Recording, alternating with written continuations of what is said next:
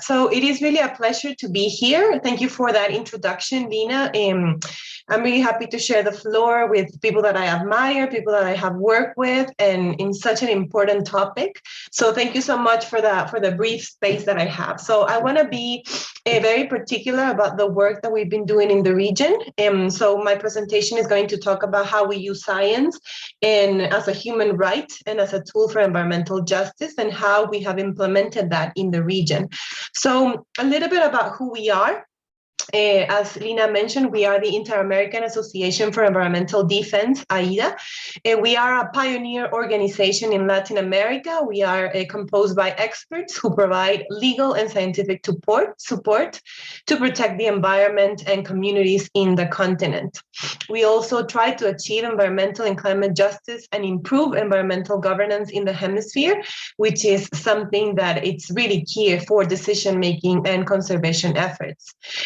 Our mission is particularly to strengthen the capacity of people to secure their individual and collective right to a healthy environment. And to achieve this, we are very selective about the cases and projects we work. So we use international law, science arguments to set key precedents in the region. We also identify the need for information, best practices, scientific and technical standards that are needed to achieve environmental protection.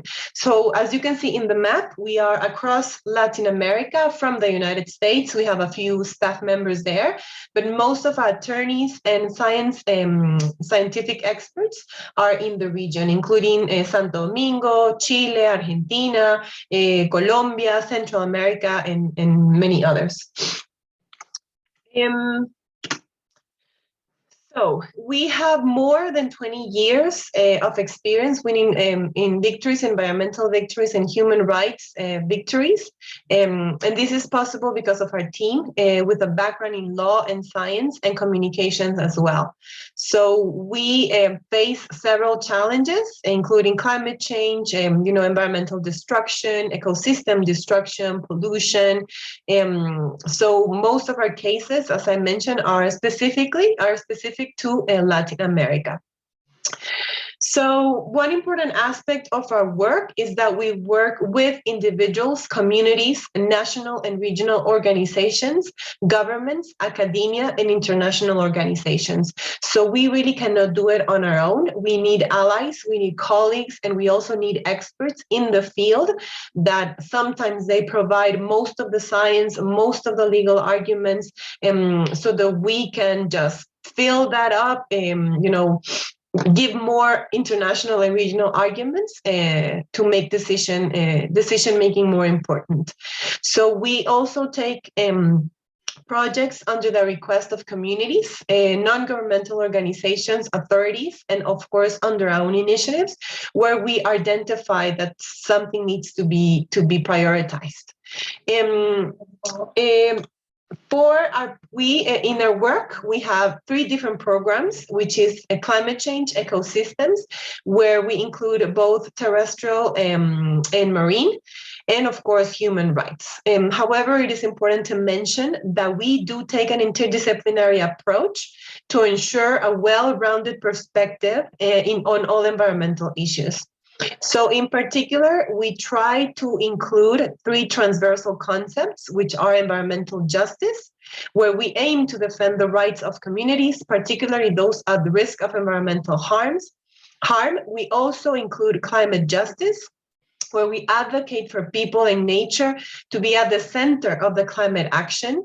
And of course, environmental governance, where we focus on strengthening and harnessing the full power of the law and public participation to defend nature and global environment. So how do we use science in AIDA? Why is this important? So it is important to start, I'm pretty sure that you all know that, all the participants know this, but the UN defines science as a tool to create tool created by human beings, to understand the world around them. So if science is so important, why is it not available to everybody? So there's still a long way to go before science is recognized as a human right, and even the advances that has been made at the end are not enough well known. So it is important to highlight some law, some legal conventions that have mentioned the right to science. And one of them is the 1948 Universal Declaration of Human Rights in Article 27 that states that everyone has the right to participate in scientific progress and in the benefits resulting therefrom. It is also referred to in Charter Article 38 of the Organization of the American States and in the American Declaration of the Rights and Duties of Men. In addition, this is also part of the International Covenant of Economics, Social, and Cultural Rights, which entered into force in 1976. Particularly, Article 15 recognizes the right of every person to enjoy the benefits of scientific progress and its applications. However, very big gaps still remain. And although the right of science is still promoted, there's a lot of economic difficulties, particularly in a region, to implement this right or to enforce this right to people. So in Latin America and the Caribbean, of course, socioeconomic, racial, and gender gaps are the major obstacles to the establishment of the universal right to science, which is closely linked to other rights, including rights to education. So according to UNESCO's World Education Report, around 52% of the children in the region fail to reach a minimum level in math. 36% fail in reading. So in addition, there's a lot of children that do not have access to school or this right to education. So how do we use science in the service of environmental justice? So scientific advances allow us to find solutions to new economic, social, and environmental challenges we face on our way to a more just and sustainable future. Most communities in Latin America lack the access to basic tools or the training to development program, independent monitoring of environmental parameters such as air and water quality. So although they're in serious disadvantage, the social economical conflicts that result, also they result as a result of large mining projects, including industrial and agricultural projects. So it is worth highlighting that promoting progress where it exists. It is encouraging to hear and empower communities in some communities that we have worked with.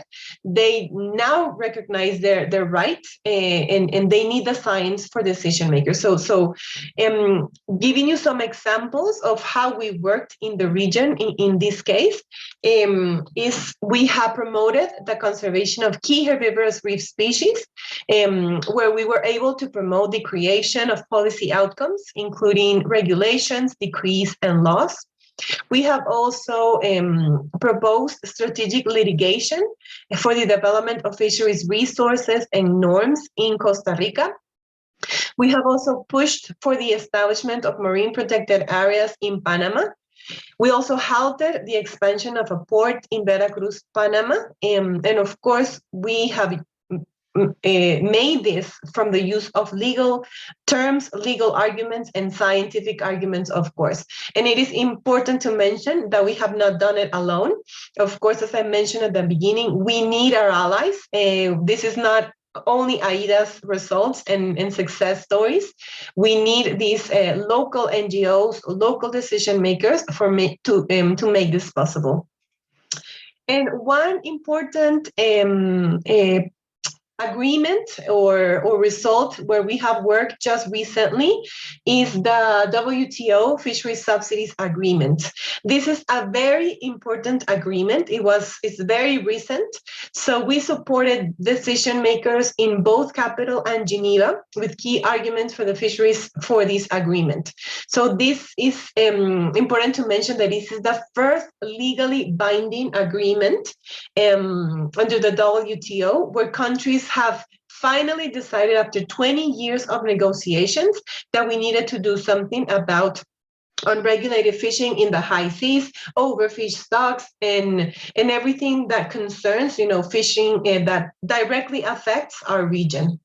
So why is this also important? Mostly because we're trying to revert the declining global fish stocks. And because, as you may know, I don't know if you're aware of the Sophia report from the FAO, the states of fishery stocks have declined rapidly, and this is shocking. So this is why we need to focus on the conservation of our oceans and our fisheries, not only for the resources, but only for the people that depend on that resources, particularly artisanal fisheries. So what is still needed for our work? We need to strengthen the right to science, in Latin America, which is vital to promote our more just and sustainable societies, where socioeconomic, racial, and gender gaps do not impede the access to information as a common good. It is also essential to involve trained people committed to research in projects, organizations, and entities that promote social and environmental justice. It is also important to support scientific professionals in the region, which is fundamental to transfer the knowledge between countries and regions. And this is also important for effective and efficient public policies that are needed in several countries in Latin America. And finally, it is important to notice that science should not only contribute to the lack of information that we have across the society, but also it is important to develop a framework of respect for the rights of nature and human rights that are key for our region. So in AIDA, we will continue to promote the right to science. We will continue to build new capacities and to strengthen existing ones, both on our partners and for the communities and governments that we support. So thank you so much for your time. I'm happy to answer any questions you might have.